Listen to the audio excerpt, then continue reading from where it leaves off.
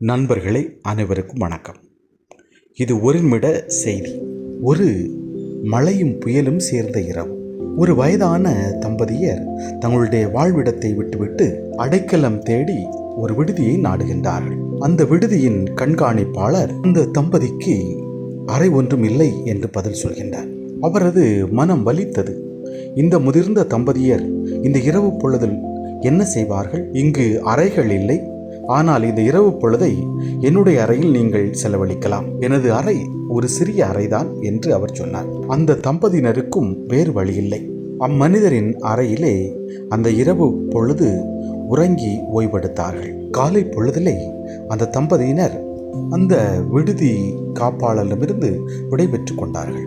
அப்போது அந்த பெரியவர் சொன்னார், மாநகரம் ஒன்றிலே நான் ஒரு விடுதியை கட்டி கொண்டிருக்கிறேன்.